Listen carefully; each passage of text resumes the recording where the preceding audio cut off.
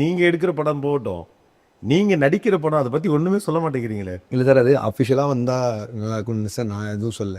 நம்ம அந்த படத்தில் டைரக்டர் இல்லை, அந்த படத்தை முதல் தடவை நடிக்கிறோம். And all thanks to Shruti and team தான் ஃபஸ்ட் சொல்லணும்.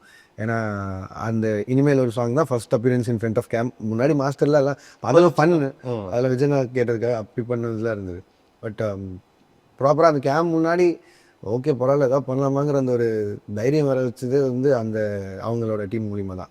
அண்ட் அப்போலேருந்து இது ஒரு 2-3 இயர்ஸாக இந்த டாக் இருந்துட்டு தான் இருந்தது பண்ணலான்னு. அப்புறம் அன்பரி மாஸ்டரோட டைரக்ஷனில் பண்ணுறதா இருந்தது. ஆக்சுவலாக அது ஃபேக்ட் தானே. நீங்களும் அனிருத்தும் சேர்ந்து அன்பரி அப்படி தான் அவங்க எழுதினாங்க, ஒரு கதை ஒன்று எழுதி வச்சுருந்தாங்க. அதாவது ஒர்க் ஆகலை, சண்டைக்கு சம்மந்தம் இல்லாத 2 பாடி வேணும்னு முடிவு பண்ணி வச்சுருந்தாங்க. அது நானும் அவனும் அநியமாக இருந்தோம். அதுக்கப்புறம் அது பண்ணலான்னு யோசிச்சு வந்து இது டைம் லைன் தான் சார். இவ்வளோ ப்ரெஷர் இருக்கும்போது எப்படி போக முடியும், அதுக்குன்னு ஒரு டெடிகேஷன் வேணும். அது 2 பேருமே பிஸியான அதில் ஒரு சார். அண்ட் ரெண்டாவது அதுக்கு ப்ராப்பராக ஒரு டெடிகேஷன் வேணும் சார். எல்லா ஆக்டர்ஸும் அப்படி ஈஸியாக என்ன வேணால் பண்ணிட முடியும்னா யார் வேணால் நடிக்கணும் எல்லாமே. அதுக்கு இது இல்லையா, அதுக்குன்னு ஒரு டெடிகேஷன் இருக்குல்ல. ஸோ அதனால் அது அந்த ஐடியா நடக்காமல் இருந்தது. அண்ட் லக்கிலி அவங்க கமல் சாரோட ஒரு படம் டைரக்ட் பண்ணுறாங்க.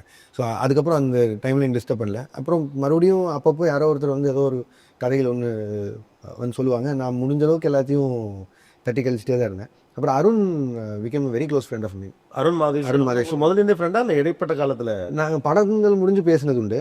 அவன் படம் பார்த்துட்டு மச்சான் படம் எப்படி இருந்தது, இதெல்லாம் நான் லைக் பண்ணேன், இந்த ஸ்டண்டில் லைக் பண்ணேன்னு சொல்லுவான். நான் பார்த்துட்டு அவன் what is the reason behind doing all this black and white, இந்த கலர் ஃபார்ம் இல்லாமல் பண்ணுறது, இந்த மாதிரி தெரிஞ்சது உன்னோட கிராஃப்டை பற்றி பேசிகிட்டு இருந்திருக்கோம். அவ்வளோதான்.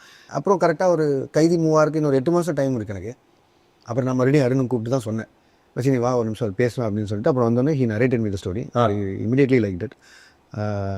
பட் ஆனால் நான் சொல்லிட்டேன் கிளியராக வந்து தான், நீ தெரியல, நீ செட்டுக்கு போய் என்ன போகுதுன்னு எனக்கு தெரியல, எதுக்கும் ஒரு தடவை ஒரு டெஸ்ட் ஷூட் ஒன்று பண்ணி பார்த்துக்கோ, ஒரு சீன் மட்டும் வேணால் ஷூட் பண்ணலாம், அதுக்கப்புறமா உனக்கு இன்னும் ஐடியா இருந்ததுன்னா அந்த படம் பண்ணலாம், அந்த மாதிரி பேசியிருந்தேன்.